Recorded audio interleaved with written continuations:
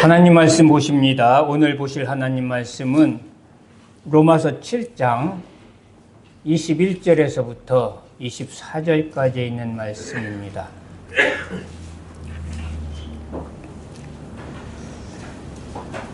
제가 봉독에 올립니다. 그러므로 내가 한 법을 깨달았노니 곧 선을 행하기 원하는 나에게 악이 함께 있는 것이로다. 내 속사람으로는 하나님의 법을 즐거워하되 내 지체 속에서 한 다른 법이 내 마음의 법과 싸워 내 지체 속에 있는 죄의 법으로 나를 사로잡는 것을 보는도다. 오라, 나는 곤고한 사람이로다. 이 사망의 몸에서 누가 나를 건져내랴. 아멘. 오늘은 본문 말씀을 가지고 탄식하라라는 제목으로 함께 은혜 받고자 합니다. 사도행전 2장을 보면 오순절에 베드로의 설교를 들은 유대인들과 예루살렘에 있는 사람들은 자신들이 저지른 죄 때문에 마음이 찔려서 형제들아 우리가 어찌할꼬 하며 탄식하는 것을 볼 수가 있습니다. 본문에서도 바울은 옥죄어 오고 있는 자신의 지체 속에 있는 죄의 법으로 인하여 오라, 나는 곤고한 사람이로다. 이 사망의 몸에서 누가 나를 건져내랴 라고 하면서 탄식하고 있습니다. 우리는 죄의 문제로 인하여 얼마나 탄식해 보았습니까? 양심의 화인 맞은 자처럼 감각 없는 자가 되지 말고 자신이 저지른 죄악을 바라보면서 마음을 찢으며 탄식해야 합니다. 그래서 요엘서 2장 12절에서 13절에도 말씀하기를 여호와의 말씀에 너희는 이제라도 금식하고 울며 애통하고 옷을 찢지 말고 마음을 찢으라고 말씀하고 있는 것입니다. 마태복음 5장 4절에도 보니까 그래서 우리 주님께서는 애통하는 자가 복이 있다라고 말씀하십니다. 왜 우리는 무엇 때문에 탄식해야 합니까? 계시록 20장 12절에서 14절에 보니 죽은 자들이 자기의 행위를 따라 책들에 기록된 대로 심판을 받으니 바다가 그 가운데서 죽은 자들을 내주고 또 사망과 음부도 그 가운데에서 죽은 자들을 내주매 각 사람이 자기 행위대로 심판을 받고 사망과 음부도 불못에 던져지니 이것은 둘째 사망 곧 불못이라 이렇게 말씀하고 있습니다. 우리가 왜 탄식해야 되냐면 죄 때문에 왜 탄식해야 되냐면 우리가 행한 대로 심판을 받기 때문에 그렇습니다. 그래서 로마서 6장 23절에도 말씀합니다. 죄의 삭은 사망이라고. 우리는 죄로 인하여 영원히 불못에 들어갈 수밖에 없단 말이에요. 그러니 어찌 죄 때문에 탄식하지 아니할 수가 있겠습니까? 분명히 성경은 말씀하십니다. 히브리서 12장 14절에 보니 모든 사람과 더불어 화평함과 거룩함을 따르라 라고 했어요. 거룩함을 따르라. 이것이 없이는 아무도 주를 보지 못하리라 그랬어요. 거룩하지 아니하면 주를 보지 못한다 말이요. 거룩하지 아니하면 결코 천국에 갈 수 없다라고 지금 말씀하고 있는 것입니다. 계시록 22장 15절에도 말씀합니다.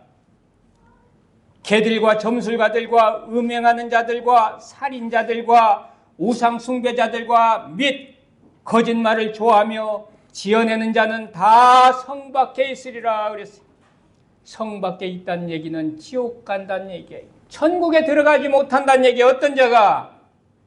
개들과 점술가, 음행하는 자, 살인자, 우상 숭배자, 거짓말 좋아하는 자, 거짓말을 지어내는 자, 형제를 미워하는 자도 이미 살인했다라고 말하고 있습니다.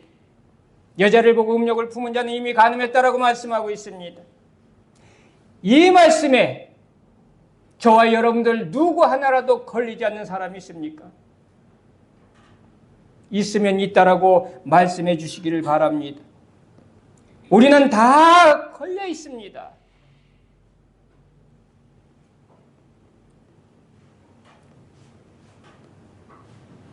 그럼에도 불구하고 죄 때문에 애통함도 없습니다. 탄식함도 없다라는 거예요. 여러분들 내 죄로 인하여 근심하시길 바랍니다. 애통하시길 바랍니다. 탄식하시길 바랍니다. 마태복음 13장 40절에 42절도 말씀하십니다. 세상 끝에도 그러하리라. 인자가 그 천사들을 보내리니 그들이 그 나라에서 모든 넘어지게 하는 것과 또 불법을 행하는 자들을 거두어내요. 불법을 행하는 자들, 하나님 말씀을 지켜 행하지 않는 자들, 죄 짓는 자들 말하는 거예요. 풀무불에 던져 넣으리니, 어디에 던져 넣는다고요? 풀무불에. 거기서 울며 이를 갈게 되리라 그랬어요. 저와 여러분들 누가 이것을 피할 수 있다라고 지금 말할 수가 있겠습니까?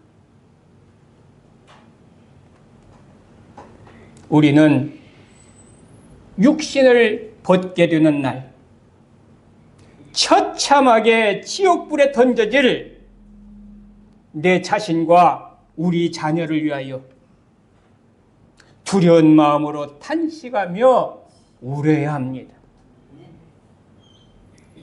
누가복음 23장 28절에도 그래서 십자가를 지고 가시는 예수님, 그 십자가를 지고 가는 예수님을 바라보면서 이스라엘 여인들이 울 때에 예수님은 그 여인들을 향해서 이렇게 말합니다. 예루살렘의 딸들아, 나를 위하여 울지 말고 너희와 너희 자녀를 위하여 울라. 우리는 나 자신을 위하여, 자녀들을 위하여 울어야 합니다. 탄식해야 합니다. 장차 우리가 가야 할 곳, 지옥밖에 없잖아요. 왜? 죄 때문에. 죄 안 진 사람이 있습니까? 탄식해야 되잖아요. 울어야 되잖아요. 내 집에서 어떤 사람이 내 남편이 되든 아내가 되든 자녀가 되든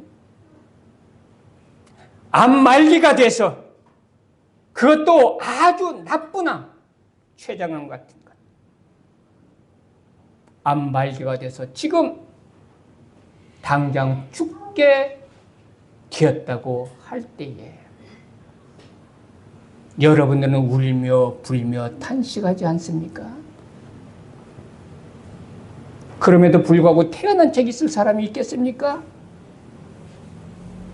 그런데 췌장암 말기로 죽는 그것보다 더 무서운 것은 영원히 극렬히 타는 풀무불에서 영원토록 고통받는 지옥 형벌입니다. 이것을 나와 내 자녀들이 받는단 말이에요. 무엇 때문에? 죄 때문에. 그런데 우리는 관심이 없어요. 애통함이 없어요. 안식감이 없습니다. 이처럼 자신의 죄 때문에 가슴을 치며 울지 않는 사람은 소망이 없습니다. 그러나 자신의 죄를 인식하고 탄식하며 우는 사람은 소망이 있습니다. 그것은 마치 죽을 병에 걸렸는데 그 사실을 전혀 알지 못한 사람은 의원을 찾아가지 않기 때문에 소망이 없으나 자신의 병을 인식한 자는 의원을 갈급하게 찾아가서 치료를 받기 때문에 소망이 있는 것입니다. 목마른 사슴은 애타게 물을 찾아 헤맵니다. 이것처럼 우리는 우리가 어찌할꼬 하며 죄로 인하여 크게 후회하며 탄식하는 사람이 되시기를 바랍니다. 이러한 사람만이 죄의 문제를 해결해 줄 수 있는 주님을 찾고 그의 음성에 귀를 기울이게 되는 것입니다. 죄의 문제로 애통하면서 사모함으로 주님의 음성에 귀를 기울이시기를 바랍니다. 주님은 말씀하십니다. 이사야서 1장 18절에 보니 여호와께서 말씀하시되 오라 우리가 서로 변론하자. 너희 죄가 주홍 같을지라도 눈과 같이 희어질 것이요 진홍같이 붉을지라도 양털같이 희게 되리라. 주님은 지금도 우리를 부르시는 거예요. 먹보다도 더 검은 죄를 졌을지라도 와서 한번 얘기해보자. 내가 쉬게 해주겠다. 그래서 우리 주님께서도 마태복음 11장 28절에 보니까 수고하고 무거운 짐진 자들아 다 내게로 오라 그랬어요. 내가 너희를 쉬게 하리라. 여러분들 이 부름에 귀를 기울이시길 바라고요. 이 부름에 응답하시기를 바랍니다. 자신의 잘못을 후회하며 탄식한 탕자는 아버지 집으로 발걸음을 돌이켰습니다. 누가복음 15장 17절에서 20절에 보니 이에 스스로 돌이켜 이르되 내 아버지에게는 양식이 풍족한 품꾼이 얼마나 많은가. 나는 여기서 줄여 죽는구나.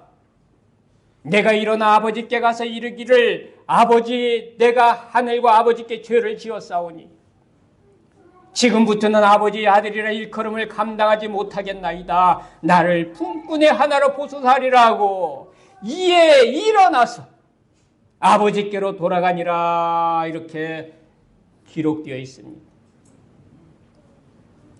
하나님은 우리를 사랑하셔서 우리의 죄를 속량하시고 영원한 생명을 주시려고 그의 하나밖에 없는 아들 예수를 이 땅에 보내 십자가에서 속죄의 제물이 되게 하셨습니다.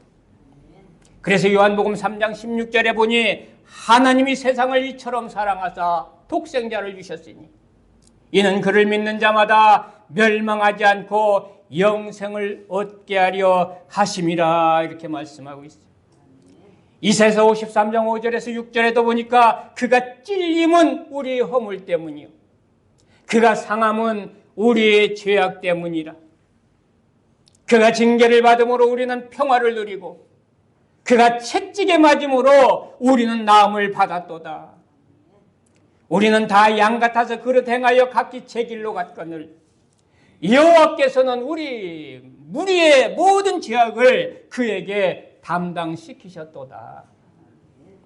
주님은 지금도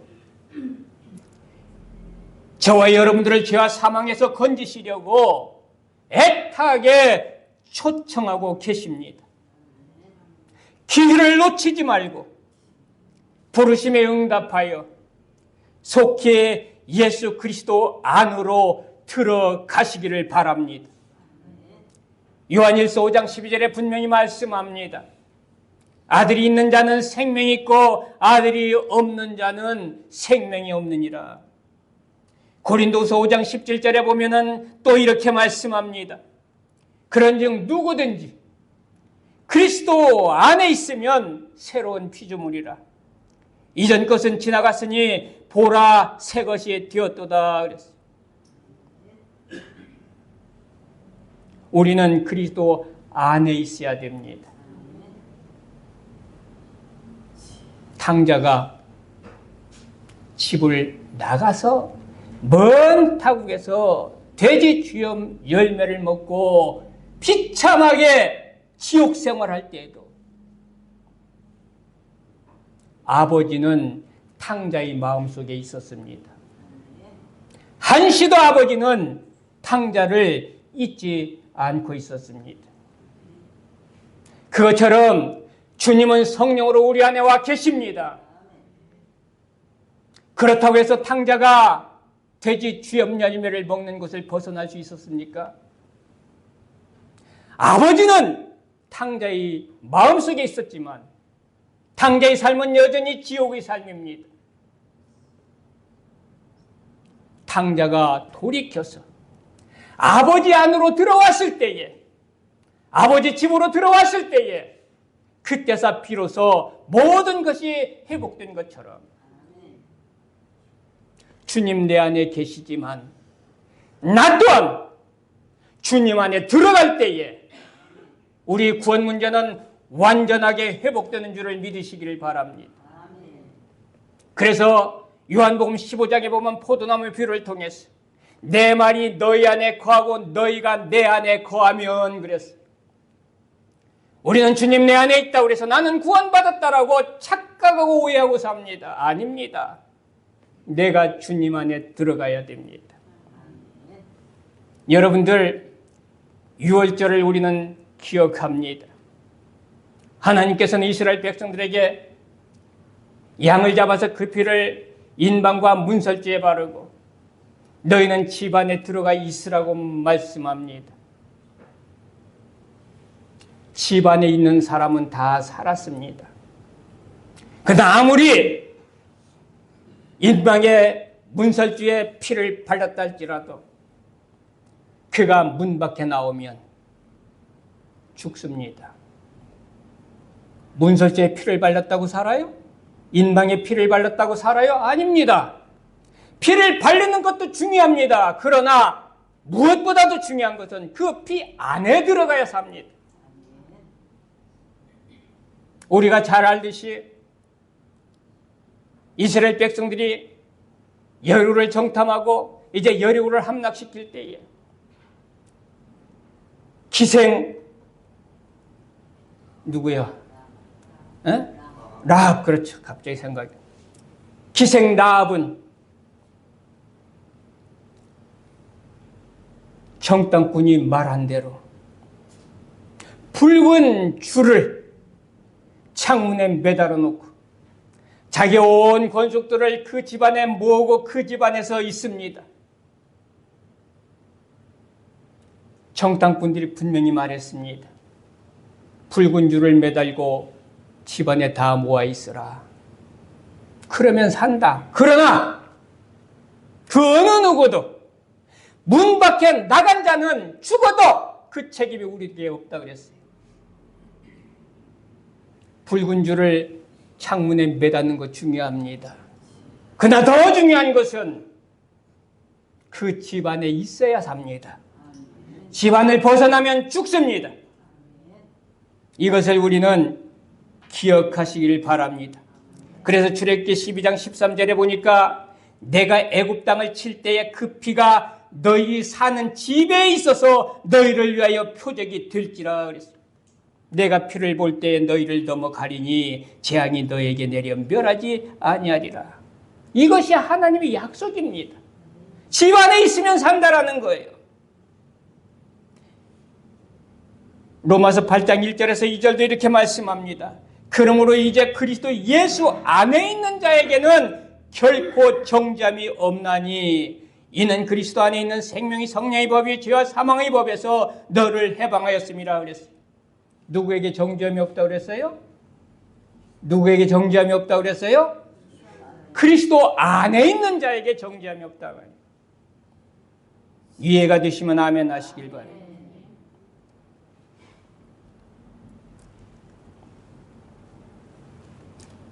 히브리서 9장 27절에서 28절에 보니 한 번 죽는 것은 사람에게 정해진 것이요 그 후에는 심판이 있으리니 그랬어요. 심판이 있으리니 우리는 반드시 심판대 앞에 서게 될 줄 믿습니다. 서게 됩니다. 네, 누가 사느냐? 누가 사느냐? 말씀해 보니까 그 후에는 심판이 있으리니 이와 같이 그리스도도 많은 사람의 죄를 담당하시려고 단번에 들이신 바 되셨고 구원에 이르게 하기 위하여 죄와 상관없이 자기를 바라는 자들에게 두 번째 나타나시리라고 했어요. 마지막 심판 때는 죄를 보는 게 아니야. 무엇을 봐요? 네가 그리스도 안에 있느냐 없느냐 이거 보는 거예요. 네가 보혈이라는 장막 안에 있느냐 없느냐 이것을 보는 거예요. 네가 보혈의 피로 덮어졌느냐 덮어지지 아니했느냐 이걸 보는 거예요. 죄의 유무에는 상관없습니다. 그래서 죄와 상관없이 주님은 두 번째 오신다고 그랬어요. 주님 안에 있는 자는 삽니다. 예수 그리스도의 보혈이라는 장막 안에 있는 자는 삽니다. 6월절에 이스라엘 백성들이 문에다 피를 바르고 양의 피를 바르고 집안에 있을 때에 천사가 그 집안에 있는 사람들의 죄의 유무를 따지질 않았어요. 피를 바른 집안에 있으면 그냥 삽니다.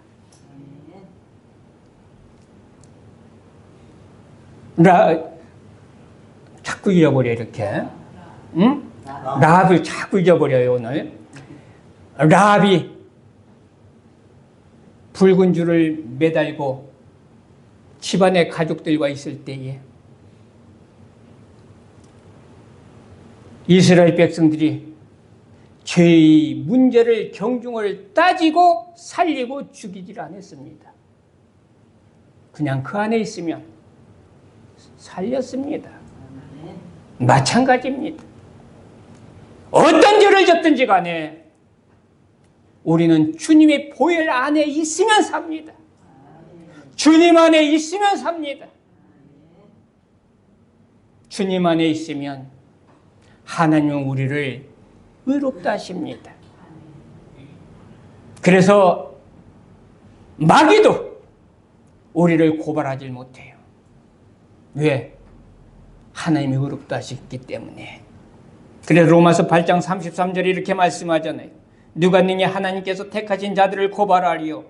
의롭다 하신 이는 하나님이시니 그랬어요. 의롭다 하신 이는 누구라고요? 하나님이시다 말이에요. 그러나 이 한 가지를 꼭 기억하시기를 바랍니다. 조금 전에도 말씀드렸듯이 여호수아 2장 18절에서 19절에 보니까 이렇게 말씀하고 있어요. 우리가 이 땅에 들어올 때에 우리를 달아내린 창문에 이 붉은 줄을 매고 네 부모 형제와 네 아버지 가족을 다 네 집에 모으라. 누구든지 내 집 문을 나가면 내 집 문을 나가서 거리로 가면 그의 피가 그의 머리로 돌아갈 것이요 그랬어요. 조금 전에 말씀드렸잖아요. 집 안에 있으면 살지만 집을 나가서 거리로 나가면 죽는 것 책임지지 않겠다는 거예요. 그런데 마태복음 24장 24절에 보니 이렇게 말씀하고 있어요. 거짓 그리스도들과 거짓 선지자들이 일어나 큰 표적과 기사를 보여 할 수만 있으면 택하신 자들도 미혹하리라 그랬어요. 미혹하리라. 그리고 베드로전서 5장 8절에서 9절 말씀해 보니까 근신하라 깨어라 너희 대적 마귀가 우는 사자같이 두루 다니며 삼킬 자를 찾나니 너희는 믿음을 굳게 하여 그를 대적하라 그랬어요.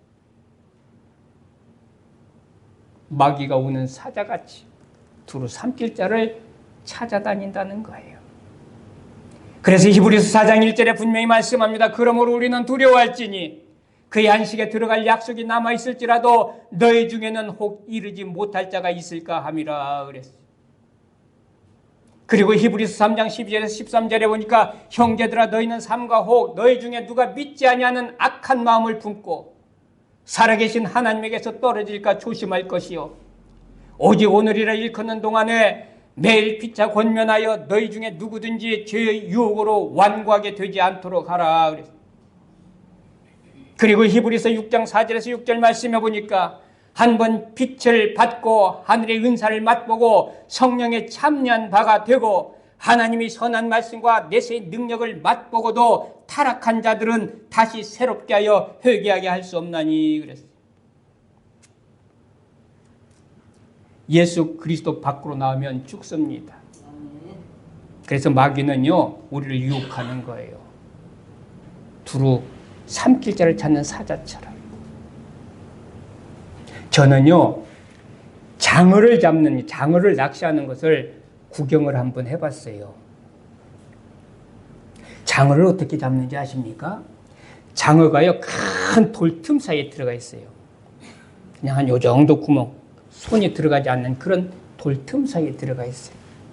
그 안에 들어있는 이상 장어는 그 누구도 헤아질 못합니다. 근데요 낚시꾼은요 어떻게 하는 줄 알아요?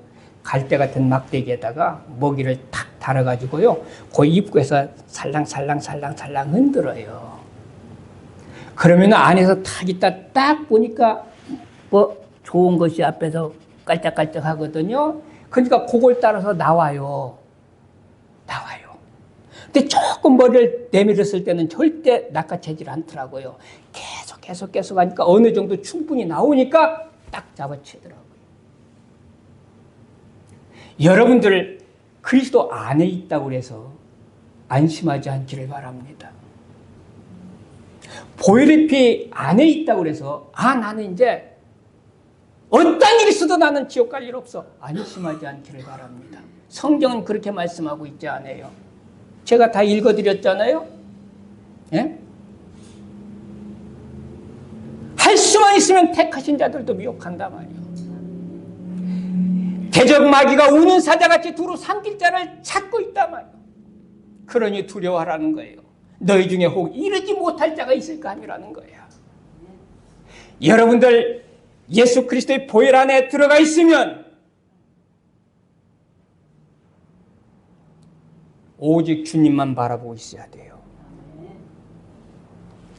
세상 것 조금 보기 좋다고 그래서 그거 깔짝깔짝대고 바라보지 않기를 바랍니다. 바위 틈 사이에 있는 동안은 이 장어는 죽을 염려 없어요. 그러나 밖에서 유혹한단 말이에요. 거기에 미혹당해서 나오면 죽습니다. 마귀는 이렇게 하고 있어요. 우리들에게. 돈으로 또 뭡니까? 세상 즐거운 그런 여러 가지 것들로 달콤한 것들. 그래서 요한일서에 보면은 세상으로 온 것이 뭡니까? 육신의 정욕, 안목의 정욕, 이생의 자랑 이런 것들로 아주 앞에서 이렇게 너풀거리고 있을 때에 우리가 그것 보고 그것 쫓아가다가는 마귀 밥듭니다, 여러분들. 그때도 구원받았습니까? 그래서 우리는 이것 꼭 기억해야 돼요. 나는 구원받았으니까 이제 지옥 갈 염려 없다. 아닙니다, 여러분들. 그래서 믿음은 끝까지 지켜야 합니다.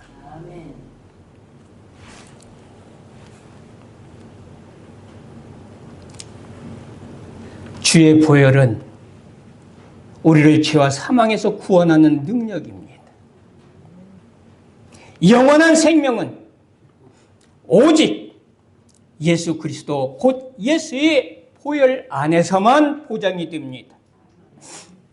그러므로 죄 때문에 마음을 찢고 탄식하며 주의 보혈의 은혜가 절실한 사람은 다른 것을 볼 여유가 없습니다. 보혈의 은혜 안에 있는 것만으로도 기쁨과 감사가 충분히 넘칩니다. 그렇기 때문에 이런 사람은 어떠한 죄와 세상과 마귀의 달콤한 유혹에도 예수 그리스도 보혈이 장막 안에서 쉽게 고개를 내밀고 나오지 않습니다. 반면 죄로 인하여 마음을 찢는 탄식과 후회가 작거나 없고 보혈의 은혜에 대한 사모함과 감사가 없는 사람은 결코 주의 보혈의 장막 안에 있는 자라고 볼 수 없으며, 혹 장막 안에 있는 자라 할지라도 그의 몸은 이미 상당한 부분이 많이 세상으로 나와 있어서 언제 마귀의 사냥감이 될지 모르는 위험천만한 자들입니다. 저와 여러분은 자신의 죄 때문에 애통하며 탄식하는 자가 되기를 바라고, 진실한 마음으로 회개하고 주님이 십자가 보혈 안에 온전히 거하는 자가 되기를 바랍니다. 그리고 세상과 죄와 마귀의 어떤 유혹에도 절대로 고개를 내밀지 말고 주의 장막 안에서 끝까지 머물며 믿음으로 승리하시기를 바랍니다. 주님은 말씀하십니다. 이기는 그에게는 내가 내 보좌와 함께 앉게 하여 주기를 내가 이기고 아버지 보좌에 함께 앉은 것과 같이 하리라. 요한계시록 3장 21절 말씀. 아멘. 고마우신 하나님 아버지, 예수 그리스도의 보혈 안에만이 생명이 있습니다. 우리 모두가 다 예수 그리스도의 보혈 안에 들어가게 해 주옵소서. 그러기 위해서는 먼저 우리가 죄에 대한 아픔과 탄식과 우리가 그 문제를 해결하기 위한 애절함이 있어야 됩니다.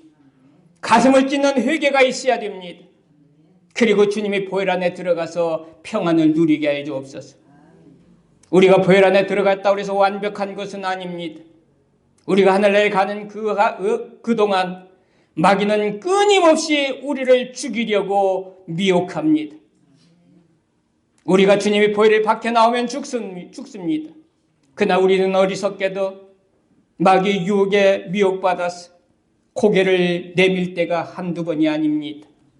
정신 바짝 차리게 해 주옵소서. 깨어 믿으며 굳게 서서 남자답게 강건한 자들 되게 해주셔서 끝까지 믿음을 지키고 승리하여서 주의 날에 임하는 복된 성들이 될 수 있도록 도와주옵소서. 감사하며 예수님의 이름으로 기도드리옵나이다. 아멘.